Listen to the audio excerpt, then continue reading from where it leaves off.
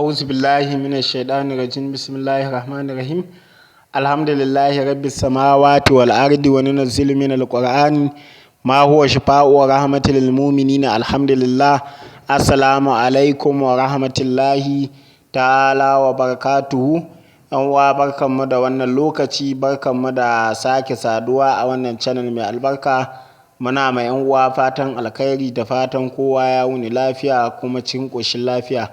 Insha Allahu ta'ala a yau kuma da yardan Allah da izinin Allah tare da taimakon Allah ga mu ɗauke da wani sirri mai girman gaske mai amfani ga 'yan uwa almajirai da waɗanda ma ba almajirai ba a cikin wannan channel mai albarka. Saboda haka 'yan uwa sai a riƙe wannan sirri da kyau kuma a yi amfani da shi ga wanda Allah ya jaraba da irin wannan matsala na shaye-shayen giya. To shaye-shaye akwai shan wiwi da taba da dai sauransu. To amma insha Allahu za mu fara da shan giya domin ita tafi muni a ciki insha Allahu ta'ala. Kafin wani lokaci za mu kawo maganin daina shan taba da sauransu da izinin Allah. Saboda haka yan uwa ga wanda Allah ya jaraba da wannan matsala ko wani ɗan uwan shi ko wani abokin shi ko kai malami ne aka kawo maka irin wannan case, to ga yadda za ka magance matsalan kuma a ga abin mamaki ta yadda Allah zai raba wannan da ke shan giya, shaye-shayen giya, kuma abun ya zama abin mamaki wanda ba zai taɓa komawa da ga shan giya ba har abada da izinin Allah. To saboda haka yan uwa kafin mu shiga cikin bayanin wannan sirri, kamar yadda muke roƙo a kowane lokaci, ka danna ma wannan channel mai albarka alaman subscribing. Idan ka danna, ka daure ka taimaka ka danna alamar lakin domin wannan bidiyo ya yaɗu a duniyar YouTube kowa ya gani, sannan ka yi sharing ɗin wannan bidiyo zuwa ga 'yan uwa su amfana kamar yadda kai ma ka gani insha Allahu ta'ala. To wannan sirri ga wanda Allah ya jaraba da irin wannan matsala na shaye-shayen giya ko wani ɗan uwansa, ko kana almajiri ne aka kawo ma wani aka ce na shan giya ana so ka mashi magani. To a taƙaice ga yadda za ka yi, za ka samu wannan haruffa da kuke gani, to su ne ake rubutawa da tawwada na miski da za'afaran.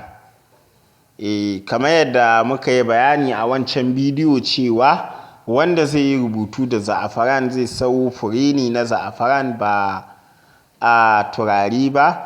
Sai ya zo ya samu ma'iwardi ɗin shi, sai ya ɗan zuba a gwangwani, sai ya ɗibi shi fure na za'afaran ɗin, sai ya sa a ruwan ma'iwardi sai kaɗan, sai ya kulle ya ɗan ba shi lokaci. To daga nan zai canza kala, zai koma ja. To sai a yi rubutu, kowane irin rubutu za a yi sai a wanke. To shine ake nufi da a rubuta da za'afaran da ma'iwardi.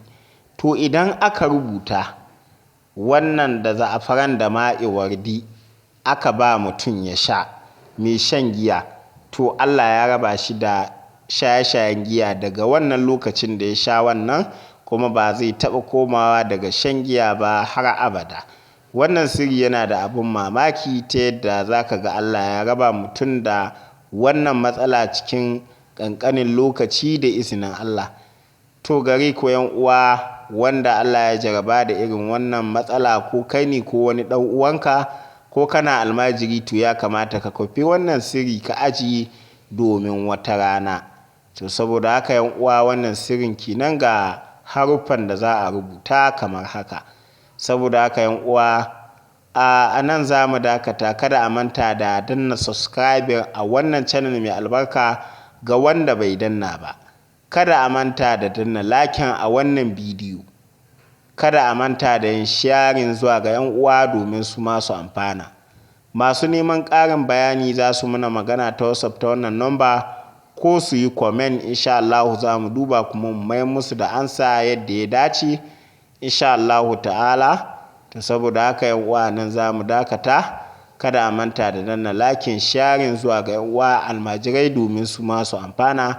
Da haka muke cewa ma'assalam, sai Allah ya ƙara dawo da mu ɗauke da wani sirri mai albarka. Ma'assalam.